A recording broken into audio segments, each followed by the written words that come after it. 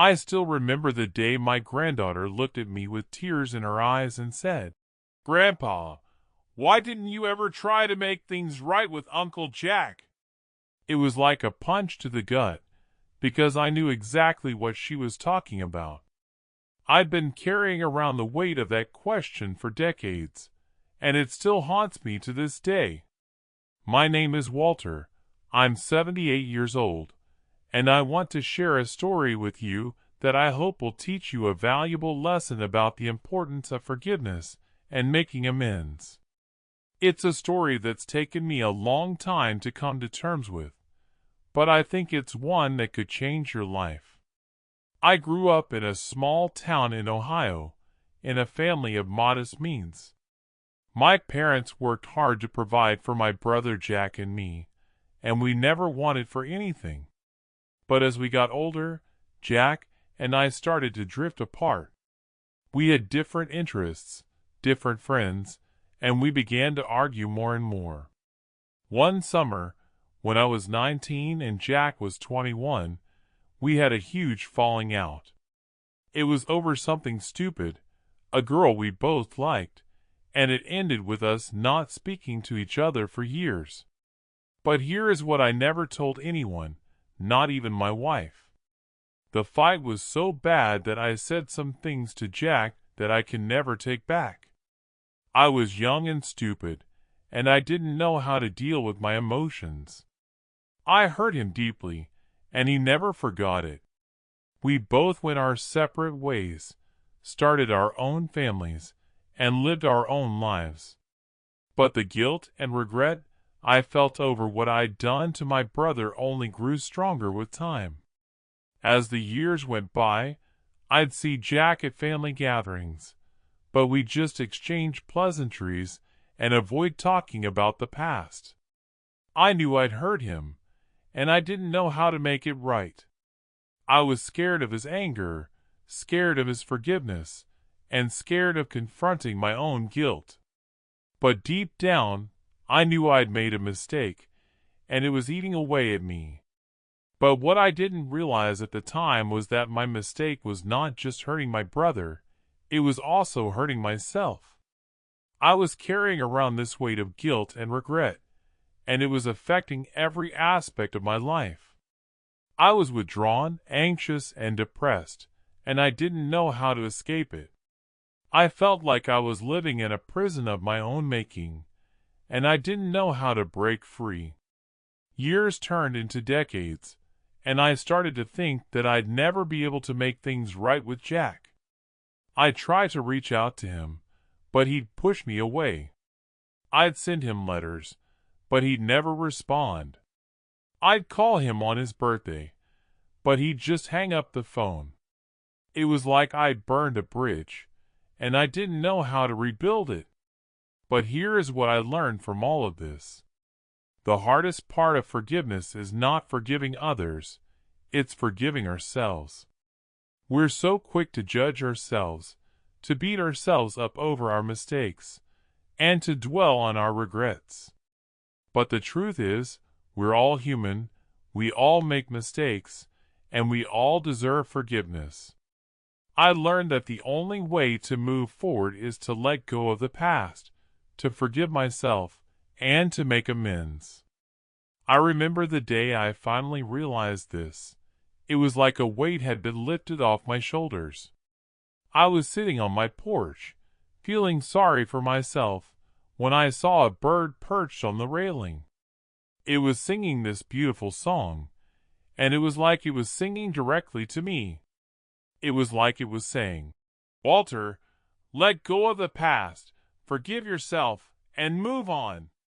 It was a moment of clarity, a moment of peace, and it changed my life. Now, I know what you're thinking. What about my brother Jack? Did I ever make things right with him? Well, that's the thing. I did try to reach out to him, one last time, before he passed away. I wrote him a letter, poured my heart out, and asked for his forgiveness. I told him how sorry I was for what I'd done, and how much I loved him. I sent it to him, and I waited. And then, a few days later, I got a call from his wife. She told me that Jack had received my letter, and that he'd forgiven me. She said that he'd been carrying around his own guilt and regret, and that my letter had set him free. And that's when it hit me, the question my granddaughter had asked me all those years ago. Grandpa, why didn't you ever try to make things right with Uncle Jack? I realized that I'd been given a second chance, a chance to make things right, and I'd taken it. I'd forgiven myself, and I'd been forgiven by my brother. It was a feeling of pure joy, pure relief, and pure peace. So, if you're carrying around guilt, regret, or anger, I want you to know that it's never too late to make things right. It's never too late to forgive yourself, to forgive others, and to move on. Don't wait until it's too late. Don't wait until you're 78 years old like me. Take the first step today. Reach out to that person. Write that letter. Make that call. You never know what might happen. You never know how it might change your life. And if you want to hear more stories like this, please subscribe to my channel. I've had so many people reach out to me after sharing this story, and I'm humbled by the responses. They've been telling me about their own regrets, their own lost opportunities, and their own fears of waiting too long. It's heartbreaking, because I know how it feels to look back and wish you had done things differently.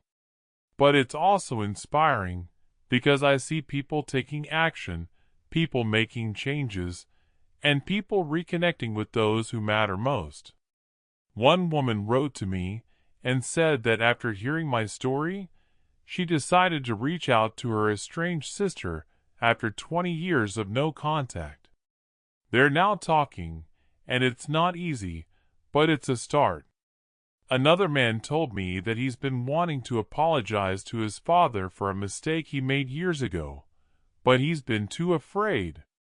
After hearing my story, he finally worked up the courage to make that call, and it brought tears of joy to both of their eyes.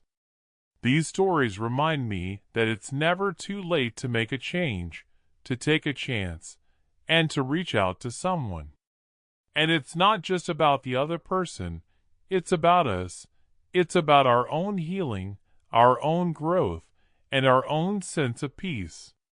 When we hold on to grudges, when we hold on to regrets, it's like carrying a heavy weight that we can't put down. But when we let go, when we forgive, and when we reach out, it's like a weight has been lifted off our shoulders. I think about my own life, and I think about the what-ifs. What if I had reached out to my friends sooner? What if I had been more patient, more understanding, and more compassionate?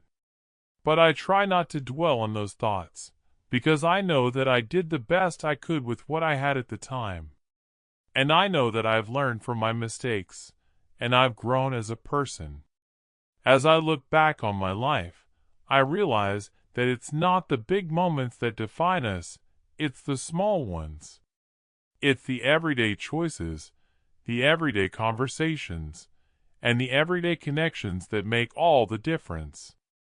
It's the smile we give to a stranger, the listening ear we offer to a friend, and the helping hand we lend to a neighbor.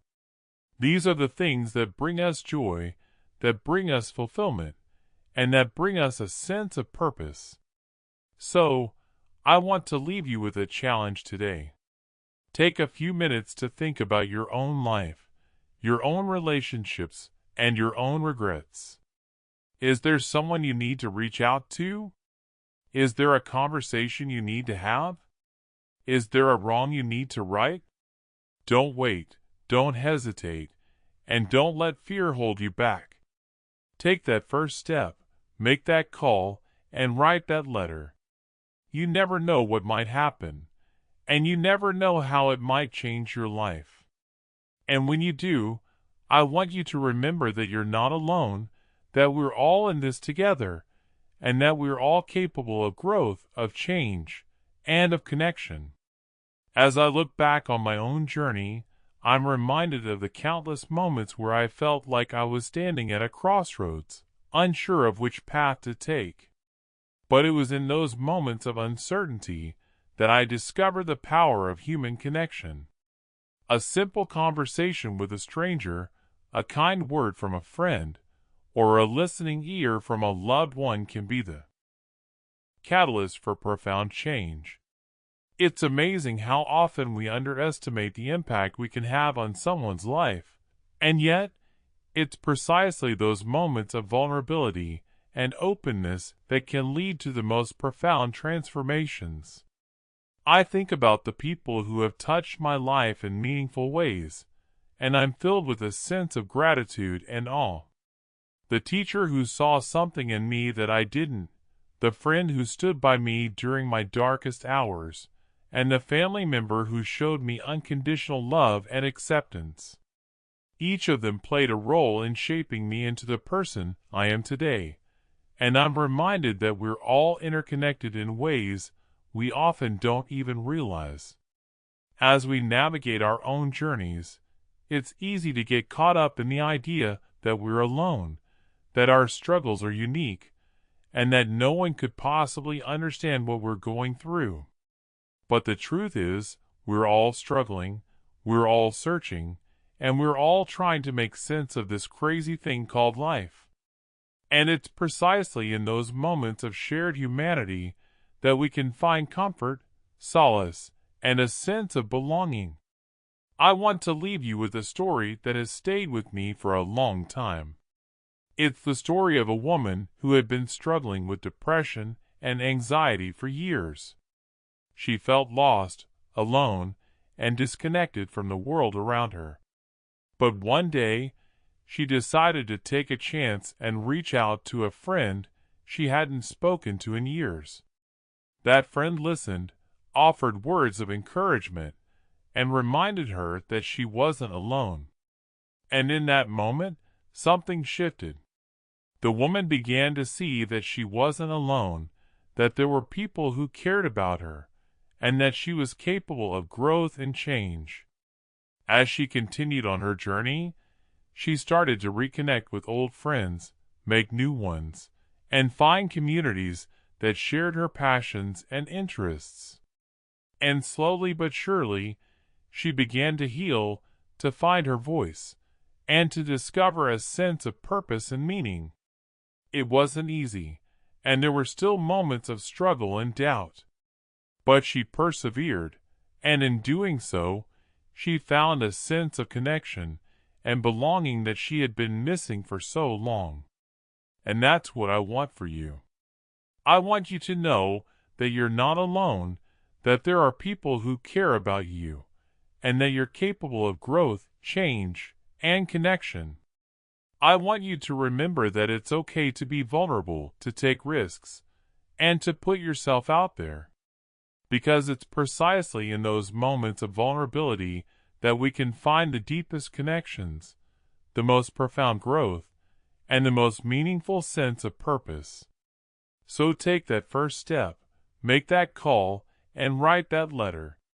You never know what might happen, and you never know how it might change your life.